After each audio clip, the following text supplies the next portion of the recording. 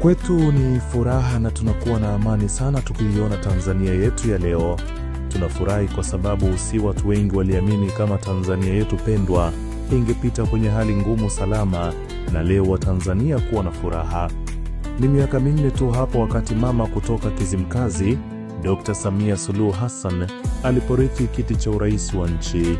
Hii ilikuwa habari kwa sababu ndio mara ya kwanza ilikuwa inatokea nchini makamu wa rais kuchukua nchi kwa sababu ya kifo cha mtangulizi wake. Lakini habari kubwa kwangu ilikuwa ni namna gani mama huyu ataenda kuleta utulivu wa nchi. Hapa ndio tulikuwa tumetoka kupata msiba wa taifa, lakini hapa ndio tulikuwa tunamalizana na janga la Uviko 19. Kila mmoja akawa na wasiwasi na hofu ya kuwa tutapigaje hatua uko mbele. Mama akawa mtulivu, akaja na usuluhishi wa kutuondoa hofu na kutuvusha salama. Miaka 4 baadaye, yani leo, kila kitu kimebaki kuwa ni hadithi ya kuwa tulipita pale. Watanzania, furaha ndiyo imetutawala.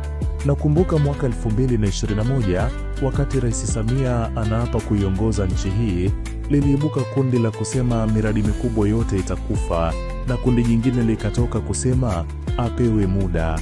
Na tulioamini kwenye muda ndio leo tunawaambia mmeona. Kukumbushana sio dhambi, maana binadamu tumeumbwa kusahau. Ni sisi leo ndio tunapanda SGR kufika Dodoma. Ni sisi leo ndio tunatumia umeme kutoka kwenye bwawa la Mwalimu Nyerere pale Rufiji.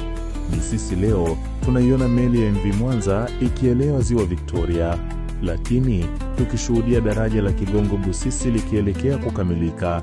Yote haya ameyamaliza ndani ya miaka yake 4 ya kuwa rais wa nchi hii. Hapo mwanzo wa Tanzania tulionekana kama tunaishi kisiwani. Tulionekana sio marafiki wa mataifa mengi.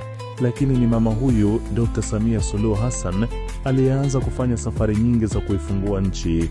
Leo baada ya miaka yake 4 ya urais wake, Tanzania limekuwa ni taifa la kukimbiliwa na mataifa mengine na kutaka urafiki na sisi. Mikutano mingi mikubwa ikaletwa hapa Tanzania na utalii wa mikutano ukakua kwa kasi. Rais wetu, mama yetu mpendwa, sisi wa Tanzania tunakupenda sana.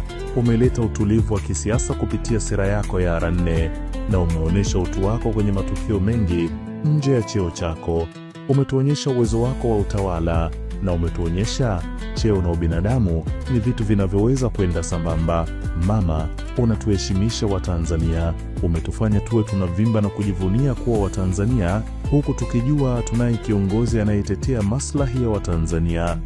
Hii imekuwa ni miaka 4 iliyohitaji utulivu wa hali ya juu kwenye uongozi, na hilo umeliweza. Ndiyo maana Tanzania imepiga hatua. Miaka 4